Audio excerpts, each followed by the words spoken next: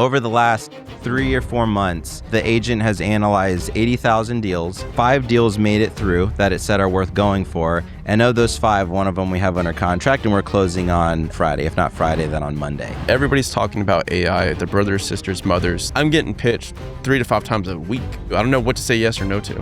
What part of this is a distraction versus something that's actually fruitful for your business? These chatbots are like 2022 tech. The next layer that we're moving forward into, everyone is effectively promoted to middle management and has agents that they oversee. They're effectively agent handlers. I can haul so much stuff with my steam engine, like your donkey is not gonna last at all. So the faster you can figure out how to get a steam engine, the better off you'll be. How does this end? If everything's automated and driven by AI. The future of the space is... What's up, Action Academy? Welcome back to another episode of the Action Academy podcast, corporate America's least favorite podcast. For all of my real estate investors / business buyers, what would you do if you could click a button, snap your fingers, and get 80,000 qualified deals sent to your desk without hiring a team, without taking your entire day cold calling brokers, and without having basically your entire life consumed with acquisition in deal flow? That is what we're talking about today with the man, the myth, the legend, now in AI, an AI-enhanced legend, Mr. Gideon Spencer. What's up, bro? What's up, How are man? you Thanks doing? for having me. I'm pumped to be here. I'm super excited to talk because this is something really interesting because you're a hotel investor and one of my best friends, and you've been on the podcast multiple times. And so we can get a little bit into your backstory just to kind of bring the audience up to speed and then talk about what you've done traditionally really quick at a 30,000 foot view. And then now what you're utilizing AI for to take what you were already doing in real estate that was like a practical, tactical strategy and just pour gasoline on the fire. Yeah, so 30,000 foot view. Before real estate, I spent a decade in tech building products for everyone from startups to Fortune 500 companies, and I worked with businesses out of the Bay Area, like the cream of the crop, developers and entrepreneurs in the tech space. And then about 4 years ago, I transitioned into real estate and into commercial real estate and hospitality. And within a few years, grew a portfolio of $10 million worth of assets under management. And now I'm in the process of merging those two worlds. So merging the tech background with the real estate background, and then that converging too with AI and creating something that actually adds value as opposed to just the hype and the fluff that you see online. Let's start there, man, because now you've obviously built this entire agent team that's crawling deals for you, bringing you listings, underwriting deals. We'll talk about that today in the podcast. But first, before we get into like the crazy niche, because the riches are in the niches, let's talk about AI in the general like landscape right now, because everybody's talking about AI, their brothers, sisters, mothers. Like my mom uses AI as a freaking therapist. Terrifying. And a lot of the stuff that I'm using AI for is, document preparation, business strategy, stuff like that. And then we've got a few agents that we're using in the background. But what I'm noticing as a kind of a recurring trend and a recurring theme is these teams, like these business owners and their team, they're saying, hey, you got to hop on AI. You guys got to be AI enabled. And all of a sudden, everybody's using, 10 times more or 100 times more tokens, but the productivity yield isn't increasing. It's just like now they're just kind of spinning their wheels, creating all these graphs and pitch decks for an idea that you could have just wrote an original thought for in a paragraph. And then also what I'm seeing is founders or entrepreneurs that are now spending all of their time vibe coding all of these platforms and coding all these dashboards, but they're not actually making any more money. So what part of this is a distraction versus something that's actually fruitful for your business? How can you kind of differentiate between the two? The clear differentiator between the two is to use AI that adds genuine value to your business, you need to have systems and workflows that already add value to your business. And then you're using AI to augment those things. The big issue that's happening right now is now everybody's a software developer. So every thought and app idea that everyone's had over their entire lives, they can now start to build. And so people are building these apps that are just ideas that they don't know if they actually add value. And then when they don't add value, they're like, oh, AI, like nobody can figure it out. But the way that you want to approach it is have a system that already makes you money, and then you apply AI to augment it. So there's a difference between automation and augmentation. Automation is, everybody knows what that is, right? You just have an AI tool that just runs by itself. Augmentation is using something to enhance what you already do. So a perfect example is the mouse. When it was created for the computer, it was created to augment what your hands did. So now you could use your hand to be more specific and detailed in how you communicate with computers. That's the correct way to think about it. Another example is the App Store. When it first came out, people didn't know how to use it. So they were making things like fart apps and all these I remember the useless beer apps. drinking app. Yeah, the beer drinking, or like the candle you could turn. Everyone's like, whoa, it knows which way is up and down. Yeah. Like, people are making fart apps with AI tools and they're like, oh, this isn't adding value to my business. And it's like, yeah, because you're taking a solution and you're looking for a problem. What you want to do is flip that script and say, what problems and systems do I have? And then see how AI can help with it. So it's almost like, instead of replacing your intelligence and replacing your systems, you're multiplying your systems through the same input, but now you're multiplying the output. Correct. Okay. No, I love it. So, I mean, it's basically going back all the way to, ancient history. It's the invention of the lever. Yes. It's like, how can we make the lever long enough that I can move the world, Archimedes? Yes. And so that's exactly what we're doing here. So let's talk about how you have kind of dove down this rabbit hole. So start with kind of maybe like a V1, intro 101 on AI. So somebody that's listening to this, that's maybe looking to buy a business, looking to buy real estate, and they're like, okay, I know kind of like the big three. I know ChatGPT, I know Claude, I know Gemini. I can ask them questions, I can make documents, I know I can design stuff with Claude right now, but they're not really deep into the agent world or any of the agentic stuff. So kind of walk us through, like, from there, the V1 to kind of V2, V3. Take us down the rabbit hole with you. So I'll start at a high level about what an agent is, just to get granular, because that word is thrown around a lot, and I don't think people really understand on a simple level what an agent is. So an agent, it is an AI tool where it has an LLM, which is like ChatGPT, Claude. It's a large language model that is applied to a workflow, and it just does that workflow over and over again. So when we grab a bite to eat, I use the example of a newsletter. If you're writing a newsletter and you're sending it out to your investors, it follows a series of steps. So step number one is do research on the market, right? So like, let's say I'm an investor and I regularly send out a weekly newsletter about types of deals that I like, what the market looks like, why I turn down deals, etc. So step number one is do research on the market. What does your market look like? Step number two is write the newsletter in your tone of voice, the format that you like. Step number three is send it out to all your investors. That's a 3-step process. If you take that 3-step process and you say, hey, Claude, I want you to go through this 3-step process and I want you to do it once a week. Now it's going through a workflow, it's looping on a schedule, and it's being driven by an LLM. That is an agent. Right? So that's why when you think about, like, how do I actually apply these agents to my business, what you should be doing is find the workflows that humans don't need to be a part of. Something, perfect example, like I just said, a newsletter. Like, I have a newsletter and I proof it every time, but my agent just runs through that loop, and then I fine tune it to make sure that, like, I'm actually driving the value that I know it creates. And the cool thing about this is that if you do it properly, you're training your agent every time you give it the green light and provide it feedback. It gets better and better every time. So eventually I won't even have to provide feedback to my agent. It would just be able to create those newsletters.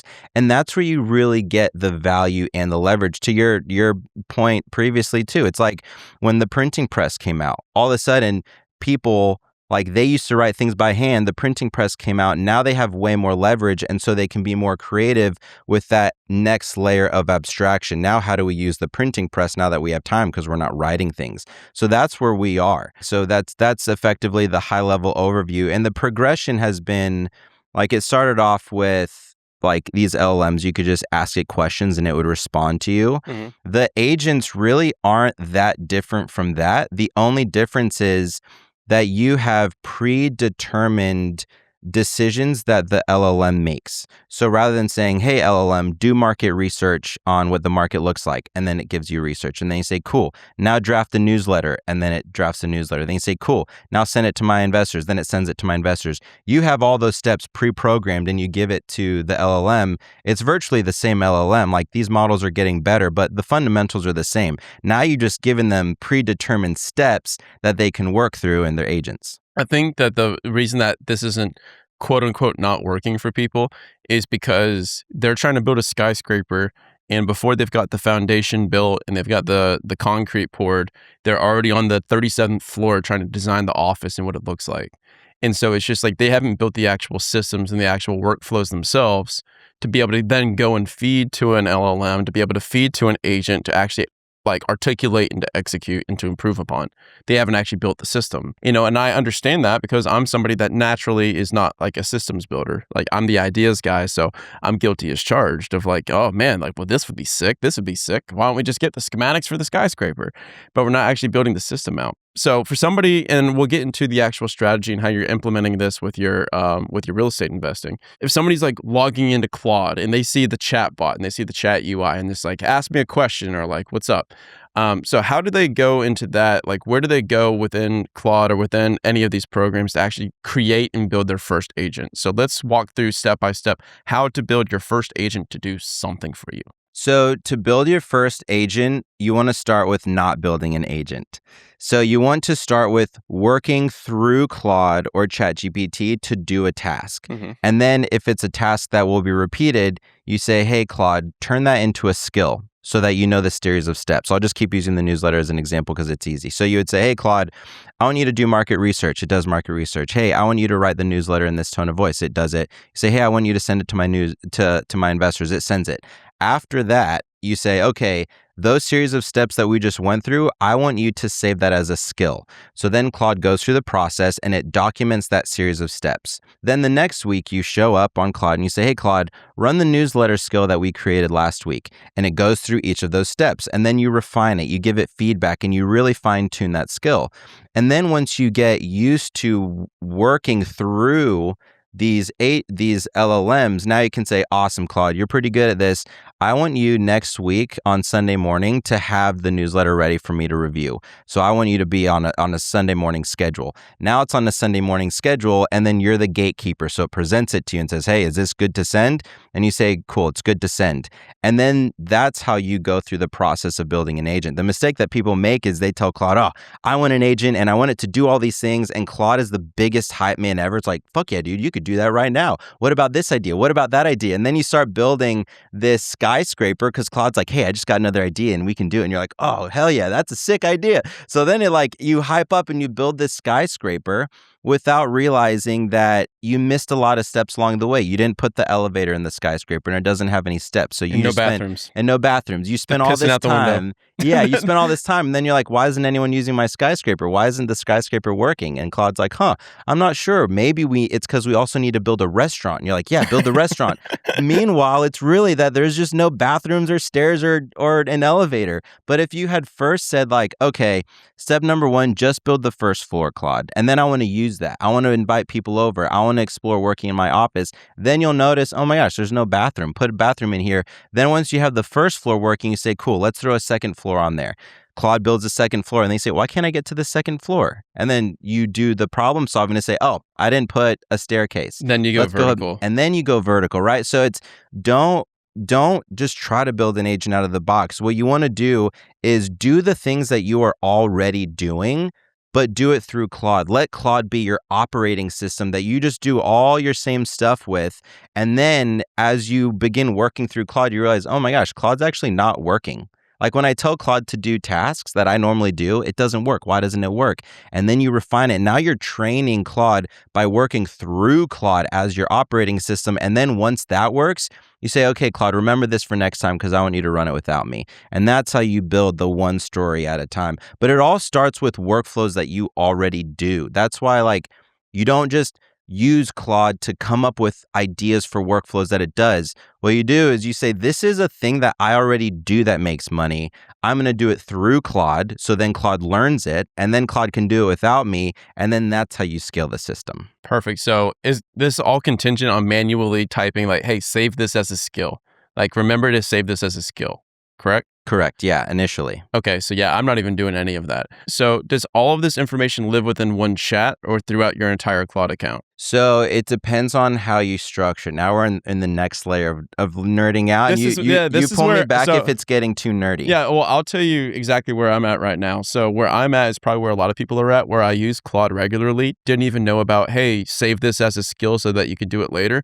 What I run into a lot is I'll start a chat and I'll go super deep in a chat. An example, I will take all of our sales scripts. So I will we'll do 20 or 30 hour-long sales conversations. We'll record them with Fathom AI via Zoom, because all of our sales conversations are via Zoom.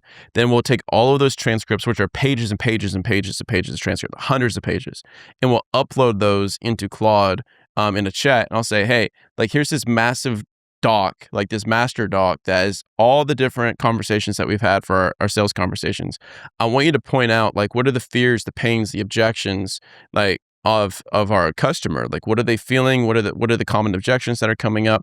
And also, each one of these, like, I want you to grade the rep, like 1 out of 10. Like, how well did they do on overcoming the objection, on identifying the objection, proactively solving for the objection, and then help us create like a sales like grading system for each one of these and help us with marketing. So we'll do that document, right? And we'll put that document in Claude, and then all of a sudden I'll get that inevitable message that says, too many documents, like too many pages in this, or you're out of tokens, like start a new chat to create a new thing. And I'm like, well, okay, well, do you remember everything that I just told you in this chat, in the next chat? And it's like, I don't know. Yeah. And so it's like super confused. So I'm like, do I use like Claude projects and I upload the documents there for reference? Like, I'm doing this with webinars, I'm doing this with sales, I'm doing this with marketing. That's kind of what I'm confused about, because I'll keep running and hitting that same thing where it's like, hey, you're out of tokens, or you've reached the max amount of pages for this chat. Yeah, so there's a couple issues that Claude or Anthropic is working on, and every time I say Claude, it could be ChatGPT and these other tools. Sure, I'm just gonna for this one, I'm specifically in Claude. Like, Yeah. ChatGPT I use for ideation, and like I create actually my prompts in ChatGPT and I execute them in Claude. Okay. Yeah. There's a couple things here. So one is the memory issue. And the way that it works is Claude, basically, when you tell it something, it decides how to store that memory. So it decides, this thing that I'm storing, is this universal for you, or is it just for this thread? Perfect example is if I'm analyzing a deal in Claude, and you never want to analyze a deal in Claude, and we'll talk about that in a second. It's inconsistent because of how LLMs actually work. But if you were looking at a deal in Claude and you said, oh, I don't like that this deal, like the lending doesn't work on this deal, then Claude should know the lending doesn't work just for that deal. But if you said, oh, I don't like that the layout of this property is a B&B, where it's just an old house converted into a hotel, now it should know, oh, this is universal for every single deal. Like, it's not just this deal specific. And so Claude tries to do a good job of that, but it's determining where to store that memory, and the memory is in a black box that you don't have control over. So what you want to do is create a strong folder system where you say, this is where I store all of my sales transcripts. This is where I store the skills on what to do with the sales transcripts. And this is additional context. And the way that you want to think about those file systems is, imagine you are in a room, and that room is for like a specific type of thinking. So when you're in sales mode and you're like, I need to coach and refine our sales process, that's a different mode of thinking from when you're creating content and you're like going through ideas, right? So imagine that you have a sales room where, like, inside this room, all you do is think about sales. In the next room, all you think about is how to create content, right? So on the computer, those different rooms are different folders. But imagine that you are an LLM and you're inside the room. Now, inside the room, on the table in front of you, there's a piece of paper. And that piece of paper is a context file. And that context file, it tells you the status of all your sales things. It tells you where all the transcripts are stored. It tells you the other tools that you can use to actually process the transcript. So you mentioned, I want to tease out the pains, fears, and interests of my customers. That context file, it tells you the status of everything, and it tells you what tools to use to actually extract that. Okay. And then it also tells you, okay, in this room, you have this other table next to you that has the list of all the transcripts. And then on the table to your left, it has all the tools that you can use to actually work through the transcript. So that's how you want to organize your files. And this is living on your desktop, on your computer, or within Claude? This is on your computer. Okay. On your computer. So we're literally in the documents, and then we call it like Claude project, AI project files, and then you have just subfolders? Correct. Okay. Yeah. And you of course want it linked to the cloud so that your other teammates can read them and see them and things like that. And then you can also access it on your phone, which is really cool. Mm-hmm. So have it all linked to the cloud. But yeah, so basically on your computer, you have a file that's called sales. And inside that file, you have inside that folder, you have a context file that says, hey, look, this is where all of the sales transcripts are. This is where, like, what I want to do with the sales transcripts. And I want you every single week to pull all of the transcripts from the last week and give me a report, and then also score my salespeople or whatever your process is, right? So every week you actually have that full report. And that's a separate issue than like Claude saying, hey, there's too much context here. So I'll pause there. So we're keeping that, I guess you could call that local on your hard drive. So then how do you give Claude access to that? So you just point Claude to it. And when I say point Claude to it, what I mean is inside Claude, when you open, like Cowork is one of the most user-friendly ways to engage with Claude. You can also use Claude Code. There's a lot of hype around that. But for anybody just starting off, I would encourage to use Claude Cowork. I would scratch chat altogether unless you're just like throwing, like, if you're engaging with Claude in a way where like, I don't care about this conversation or how anything is saved, then chat is fine. But yeah, Claude Cowork. And when you open up Claude Cowork, you open up a specific folder. Okay. So you can think of it like I mentioned before, that folder, you can think of it like a room that you're going into for a specific type of work. So imagine like I open up Claude Code and I open up my sales folder. That's similar to me saying, hey, you and me, Claude, let's go into the sales room so that we can work on our sales stuff. You and Claude walk into the sales room and you say, cool, Claude, over here on the table, we have all the transcripts. Those are the tools that you need to actually work through the transcripts. So I want you to go through them. And then you watch Claude go through and you say, oh, you didn't do this correctly. Here, I'm going to make an adjustment. And then that adjustment gets stored in a document inside that room so that next time Claude can walk into that room without you and says, oh, Brian coached me on how to do this. And Brian feels confident that I can handle it on my own. I have these sheets of paper that tell me how to do it, what to do it with. I'm just going to go ahead and work through this. And then at the end, it gives you the report. And then you have everything that you need. So you can give it almost like an infinite context window as long as you have like RAM on your computer. So that and drive space, so you can just be able to put it there. So again, this is not like in a Google Drive. This is like specifically on a folder on your computer. It is, but it doesn't impact the context window. So you still need to have a specific document that says context, like do this, and this, and this, and this. Right. So in the file. I'm glad you brought that up. So the context file is different than a context window. Okay. I'm really glad you brought that up. Well, brother, I am retarded. So so let's go through this. It's not. Thankfully for the listener, I don't know what we're talking about. Yeah. Like, I'm right there at the efficiency of the listener. So yeah, no, you're asking all of the right questions, and that's why I try to come up with like visuals, like you're walking into a room, because I like understanding that. Understanding these things on a conceptual level is how you actually work with it, right? So I could explain like folder structure and stuff, but like if you understand it at a conceptual level, and everybody, I encourage, like, take the transcript from this podcast, upload it to Claude, and ask it questions so that you can drill down further of anything that you didn't catch on to. Yeah, because like for me, the biggest thing that I'm trying to figure out right now from what you're saying is okay, I have all of this raw information. It's just like if you have a bunch of like raw deals that you're underwriting, or from my instance, sales calls that we're transcribing, like where can we have that master file to where I never get hit with that thing and I can keep coming back to the same conversation, and it has more context, more context, more context, more context, because it's just got 20, 50, 200 sales conversations and it has all that context window. Like that's what I want to be able to figure out, is how do I train it to be better, better, and better so it can start seeing more trends over time. So and then we'll get into real estate investing. Yeah. But this is really cool because it's just like this is what we're talking about is universally applicable because people are learning how to build the foundation here. Yes. Yeah. 100%. So we'll make a distinction for the context file versus the context window. So the context file just talks about the state of that room. So imagine like these LLMs, each time you open the project, it's like it wakes up and it has no idea who it is, right? It's like the movie Memento where he has like tattoos and he's trying to solve a puzzle. Imagine the LLM, it wakes up in the room and you're in the room with it. And it's like, Brian, what are we doing here? And you say, you're a sales agent and this is what you do with the transcripts and everything else. That context file tells the state of the room. So the state of the room might be, you're looking through all these transcripts. They have not been looked through this week, and I want you to look through them every week. So the state is, this week, it hasn't been done to go through the transcripts, and it needs to be done. So then it does the transcript thing, and it checks it off and says, cool, I did it for this week, and the LLM goes back to sleep. And then it wakes up the next week, and it's like, whoa, where am I? What are we doing? And you're like, oh, this is the state of the room. You haven't done this thing and you need to do this thing. So that's the context file.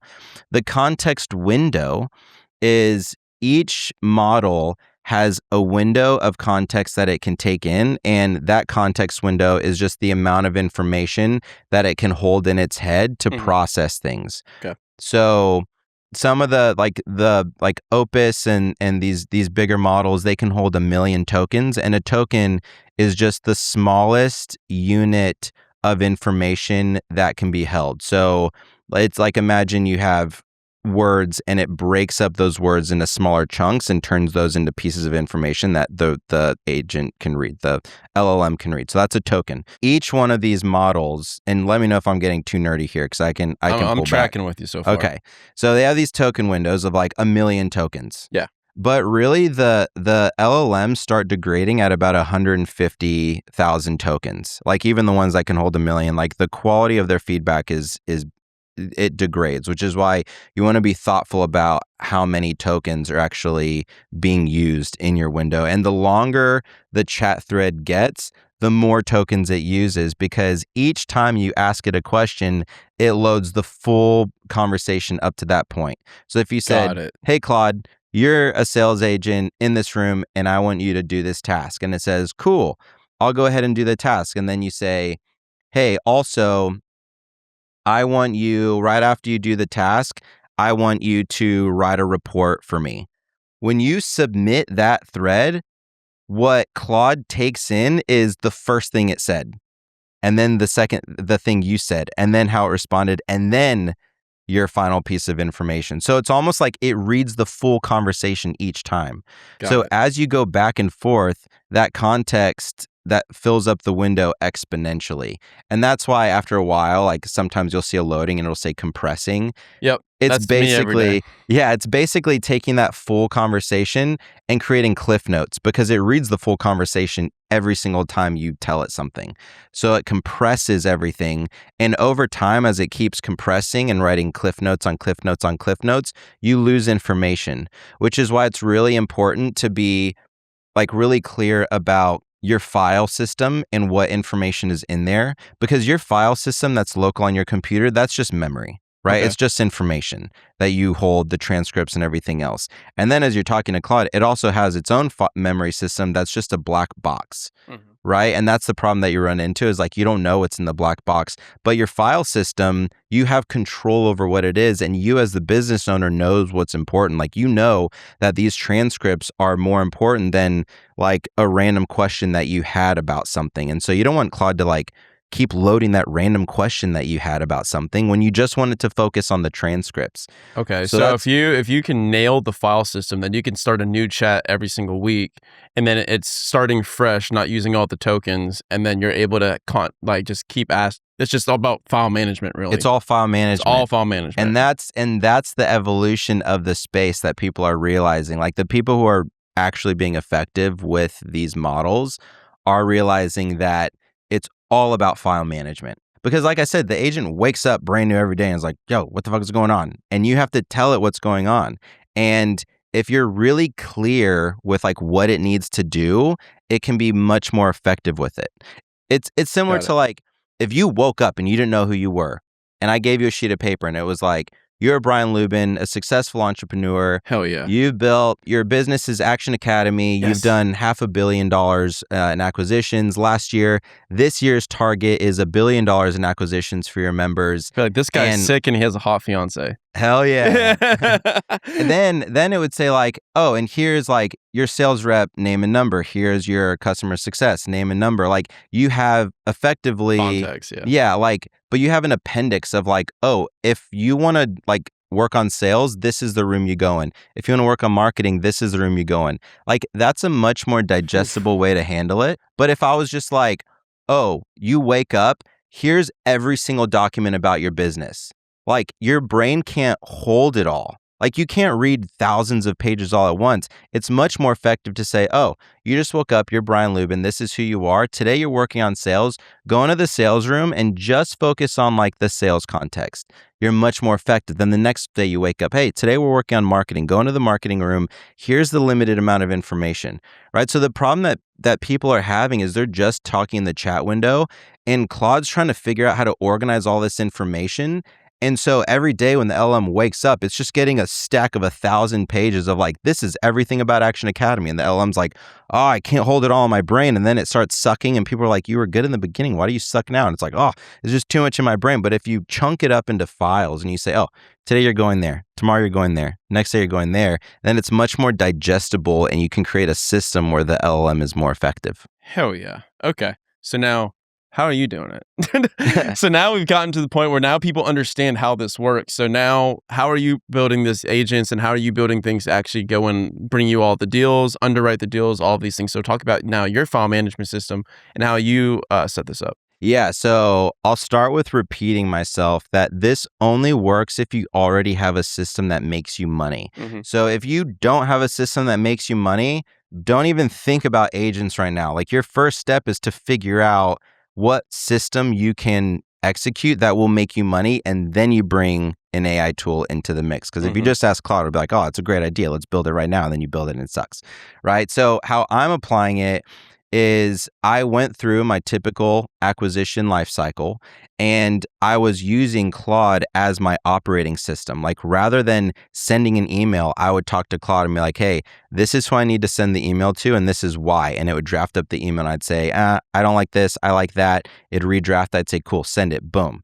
And then now it has context and I would store files that are things like, this is my tone of voice that I want you to use when you're in this room. Because when you're talking to my mastermind members, I want you to talk to them differently than when you're talking to other investors or like brokers about deals, right? So like, this is how I want you to talk to the different people. So I'd have files like, this is your tone of voice when you're in this room. It's different when you're in that room. And then I just used it as my operating system and I saved the workflows in each of those rooms. So for example, I have one room that is deal sourcing. So I say, these are the 5 steps that I go through to look for deals, and I want you to look for deals every single day. Is Cowork? Well, I don't use Cowork. I use something called VS Code, which if you're not more tech savvy, then forget that I said that. But if you want to explore, that's the system that I use because VS Code lets you see really clearly all of your folders. And like we just said, folder management and architecture it's the name of the game now. In Claude, it's kind of a black box with folders. You can kind of see what folders you're working in and it does its best job, but it's not very good. I like to be more specific with it. So I use a tool called VS Code, but you can do this in Cowork. So basically I was like, okay, in this room, we are deal sourcing. these are the 5 steps that I go through to find deals. I want you to rip through them and just go on a loop and just hunt for deals for me all day. It ripped through those deals. And while I was ripping through looking for deals, I hopped into the next room and I said, in this room, we are analyzing markets. So whenever the finding deals sourcing agent finds a deal that meets my criteria, I want you to throw those deals into this room. And I want you to analyze the market to make sure that the market's good. So then I went through that loop and refined it. And I was like, this is exactly how I grade markets. These are the things that I care about. I went through that loop. And then I went to the next room and I said, okay, this is the underwriting room. If a deal makes it through the deal sourcing room and then the market qualifies, it makes it into this room. And this is how you analyze deals. This is the underwriting model. These are the assumptions you can make. These are the assumptions you can't make. And I worked through that and I went through the pipeline. And overall, over the last 3 or 4 months, the agent has analyzed 80,000 deals. It made it 5 deals made it through that it said are worth going for. And of those 5, one of them we have under contract and we're closing on later this week, hopefully on Friday. If not Friday, then on Monday. So it's like, that's the proof of the pipeline, but it only works because I'm baking in systems that I've already done. And when I say the big leverage with AI is augmentation as opposed to automation, this is what I'm talking about. Because the hotel that we bought over in Solvang, California, we looked at about 2,000 deals before we closed on it, which is about average. You look at 1,500 to 3,000 commercial deals on average before you close on something. My agent analyzed over 80,000 deals. Like, there's no way any investor in history has ever looked at 80,000 deals within a single year. And so when you think about taking a system that you already do and you dramatically increase the velocity and the quality of that output, now you have an agentic system that's actually adding value to your business. Yeah, so it's like the Hormozi framework, more, better, new. Yeah. So it's like, if you really want to make more money, it's like either do more of what you're doing, do it better. Rarely should you ever do new. Yes. And correct. so this is more and better on steroids. Yeah. Sick. Yeah. Dude, hell yeah. So tell me about the deal. So this deal, it's a micro resort just north of Houston, Texas, and we're buying it for $2 million. We got great financing on it, so we're getting 100% financing for the renovation, and we're aiming to turn it into being worth about $4.6 million over the next few years. Dude, let's freaking go. Yeah. Like, what's kind of like the vibe of it? Like, how many keys? So it's a smaller deal, and we're looking at buying the parcel next door to expand. But it's 5 units currently, but the thing rips cash. So it's a smaller deal than I would normally go for, but the margins on it, because it's similar to your buy a deal in that like the cost basis is really low, but the ADR. And we also you also have the expansion opportunity with the additional parcels. Exactly, yeah. But the nightly rate is really high, so the spread is just huge. It's adjacent a national forest, and it's the perfect deal because the structures are really good, but it was built by a small business owner it was just a passion project. So the thing is run terribly. The amenities are trash. There's virtually no amenities, but the structures are really good. So it follows my 1-1-1 rule, which is on day 1, it needs to cash flow. That dramatically lowers the risk. It makes financing, raising capital, everything so much easier.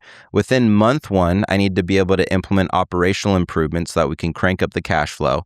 And within year 1, I want to implement capital improvements because that just exacerbates all of the revenue drivers. So we're going to be adding natural pools, sauna, cold plunge, like all the fancy stuff. Each unit's going to get its own lounge with like an outdoor movie theater. So all the viral stuff.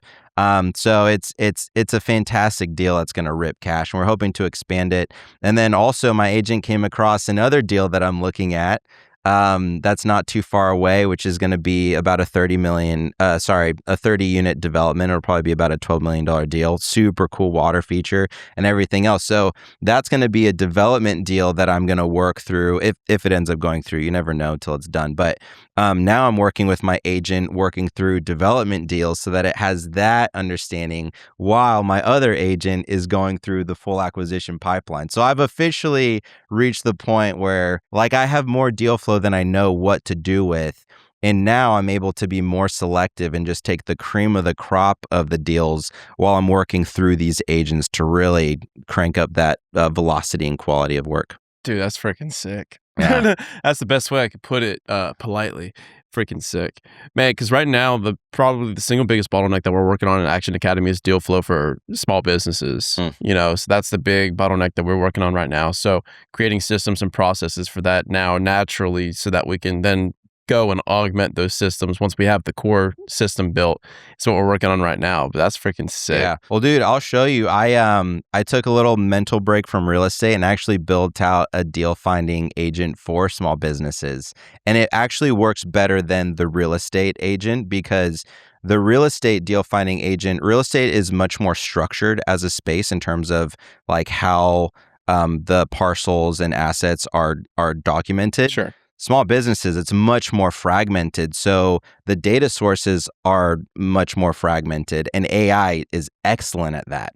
So I'll sit down, we'll crack open the laptop, and I'll show you what I built. But I have been sucking up an outrageous amount of data on small businesses and distilling it down and identifying small businesses that are close to selling based on statistical data and studies that Harvard and all these other institutions have done. And it's pretty sick, dude. We'll have to go through it. Dude, you're a dork.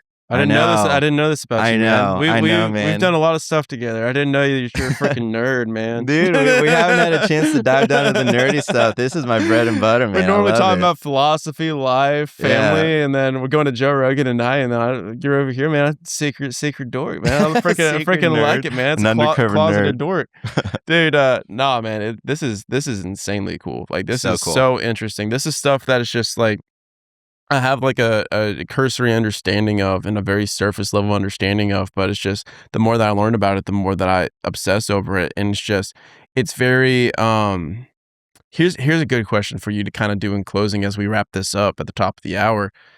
I, as a business owner, get pitched by everyone now, because everybody, like to your point, is now vibe coding all these ideas. Like, oh, I've got this deal CRM, I've got this pipeline, I've got this agentic thing that's hunting deals. I've got this, AI that's going to help with underwriting. And then I just get pitched with all this stuff. All of it's just like a website that was made on Lovable with like maybe 5 users, and it's no proof of concept. And I don't know how it scales to 700 plus people in our community, because everything I need to do, like, I'm like, okay, cool. It's cool if it works for me, but I need to work for thousands of people as we scale, because I can't give something to my audience if it doesn't scale. And so, like, if you were me, like, how do you filter like who to actually partner with to build things and like do things? Because there's economics behind this.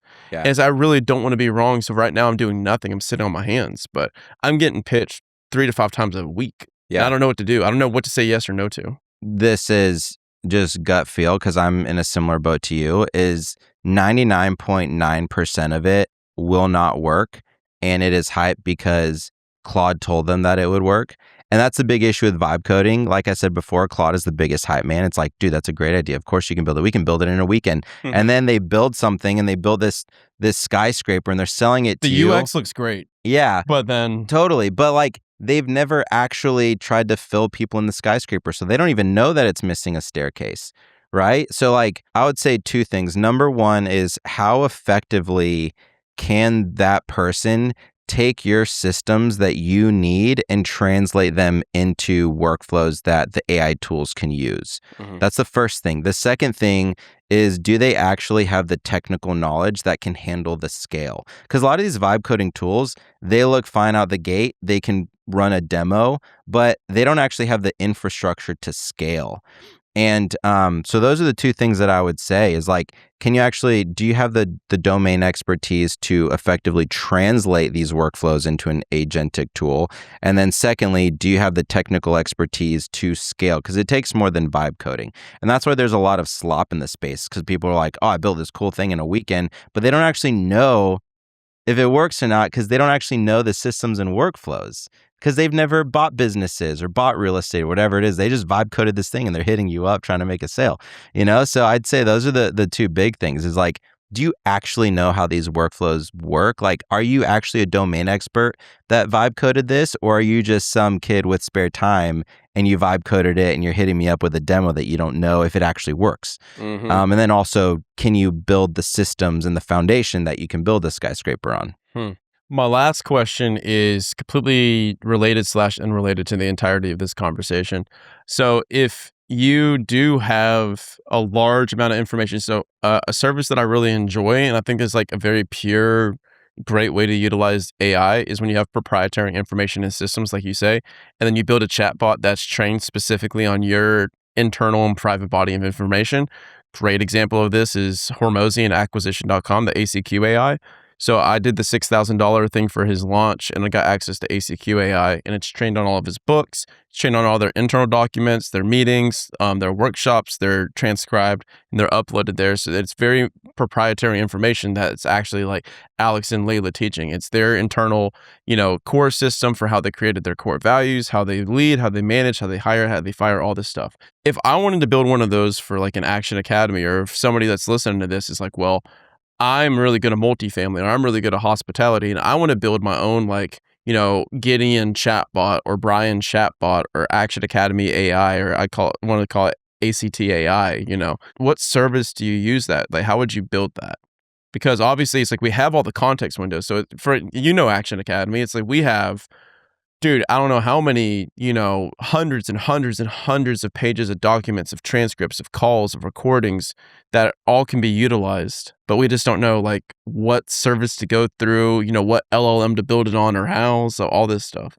I would think of it as being selective with what information you document and how you organize it. And then outside of that, it doesn't matter what LLM you use. So, I mean, I guess in the context of like, how do you package it and be able to offer it as a sellable thing to somebody else? Because I see a lot of people being like, oh, like Jeremy Haynes, big marketing guy, he's like, here's my Jeremy AI. And you go to this thing as a chatbot and it's answering things off of like him, from his context and his window and stuff. I'm like, how do I do that? Are you asking like how to turn it into a product, or use it as like a lead magnet? I do it as a product. So the future, which is different than how it sounds like Jeremy might be doing it, but the future of the space is using these tools to create outcomes as opposed to outputs. So it's easy to have a shortcut of just like, here's my corpus of all the podcasts I've ever done and information, and like turn it into like basically a chatbot that just accesses it. And that's an okay like bridge to get into the space and start offering it. But really where the true value is being able to generate outcomes for people. So if someone went to the ACT AI and they're like, hey, I'm trying to buy a small business. And then that agent said, cool, what type of business do you want? What's your criteria? Takes in that person's information and then starts hunting for deals and helping them analyze, and is actually creating true outcomes, right? Because like the stuff like you just mentioned with Jeremy, and I didn't actually like look at his product or just use him as an example, is these chatbots are like 2022 tech. Today's tech is actual output. It's workforce that is driving forward and doing tasks. The problem is that people don't know what tasks to do. And this is why like communities like yours and mine exist, is people say, hey, I want to buy a small business. Brian knows how to buy a small business. He created a business called Action Academy that helps him buy a small business. And then Action Academy takes them through the steps of this is how you analyze and everything else.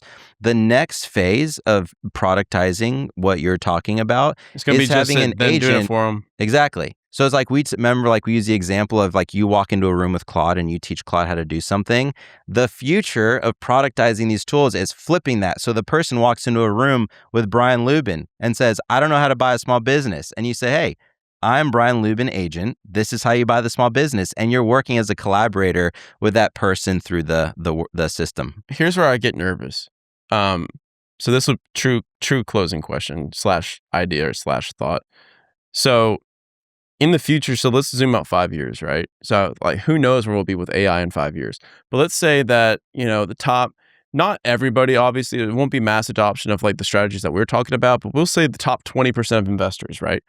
80-20 rule. Top 20% are now like, okay, we know how to build agentic, like we know how to do this, like we're going to blast out at scale. Every business owner is going to we're going to get hit up in the United States that meets my criteria. Like everything is really like dialed in. And all of a sudden now every single business owner is just like, you're John in Topeka, Kansas, and you own a plumbing company for $2 million of revenue. And now you're getting hit up with fucking 10,000 agentic responses and outreaches to buy your business. Where do we go with that? If that makes sense, because it's just like if everything. So an example of this is, like you used to have like a house and maybe you get like a handwritten note from a wholesaler or a real estate investor. And then now it's like your entire mailbox is full of them every single week. Like you've got, because now it's automated and there's services that are doing it. So it's like, how does this end? If everything's automated and driven by AI, there's still like humans that are on the end of the transactions. Like, does this help or hurt when this is like mass adopted? Does that make sense? Yeah, it does. Because as a seller, so let's say I'm selling, I'm John, I'm selling my plumbing company. And now it's like, I'm like, dude, I don't even know if I'm speaking to like actual human sellers or buyers on the other side. I just go in my inbox and I got 10,000 emails from all, because I would listen on Biz Buy Sell. I'm like, dude, I don't even know what to do with this. I'm still doing my paper receipts. Yeah. Yeah. I view it like this. You're basically asking what is the future of work at max efficiency. Yeah. So nobody has a crystal ball, right? And I'll describe the present state and then the future state. And I think there's a really messy middle that is going to be wild. And that's where a lot of the opportunity is, right? Yeah. The future state of work, in my opinion, is, and this is based on like historical patterns. AI is following all the same patterns. Like we talked about the printing press and everything else. AI is following the exact same patterns, and people are freaking out because it's a new tool, but it's literally a printing press.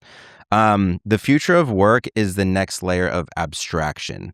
And what I mean by that is, it used to be humans would interact with each other, and when you wanted to sell your property, you'd go talk to other humans and they would talk to you. Then marketplaces came out like Biz Buy Sell. Mm-hmm. That's the next layer of abstraction, where now that middle layer of Biz Buy Sell, that is doing a lot of the work of promoting and distilling requests down, etc. Right? So that's the next layer of that was the next layer of abstraction. The next layer that we're moving forward into is where everyone is effectively promoted to middle management and has agents that they oversee. They're effectively agent handlers. Mm-hmm. So the future is your agent knows that you want to buy a small business, reaches out to my agent that knows I want to sell it, knows my criteria. And there's an entire layer of an agent economy where agents have their own email and their own websites, and they engage with each other. And they're basically like this middle layer of operators and acquirers that are operating beneath us. So now we're sitting above them. Now, in terms of the messy middle of 100%, there are going to be older people who are retiring and they're going to get blasted by a bunch of agents. We're already seeing a lot of that with like text spam and things like that, right? So it's already happening. And that's the messy middle where the opportunity is. Like, nobody can compete with my agent analyzing 80,000 deals. I don't care how fast you are. You can't analyze 80,000 deals the way my agent can. So the future's here. It's just not evenly distributed. And the faster you get on being an agent handler, the better off you'll be, because the opportunity right now with using these tools and competing with other people, it's like a steam engine competing with somebody who has a donkey that they're throwing stuff on. Like, I can haul so much stuff with my steam engine. Like, your donkey is not going to last at all. So the faster you can figure out how to get a steam engine, the better off you'll be. And super far into the future, when everybody has these agentic tools, there's a lot of different opinions on what it'll look like. I don't have a crystal ball, but it looks something like everybody has an agent and their agent handlers. And the best skill to develop is good judgment and discernment on the direction to point your agents. Terrible day to be an agent. You're about to be handled by me. Terrible day. Agent hates to see me coming right now. Dude, I'm about to handle so many agents simultaneously. Dude, agents, I'm coming for you. Brother, this has been awesome. If people want to find out more about you and the agents that you handle. Yeah. Consensually. So, where can they find you? I spend most of my time on Instagram. You can find me Gideon Spencer _. That's GIDEON SPENCER _ on Instagram. Beautiful. And then, guys, this has been the Action Academy podcast. Do something. Just do something from what you heard today. Like, you don't have to go build an entire agent, but just build one workflow, like one folder, one context file, one context window. Do something.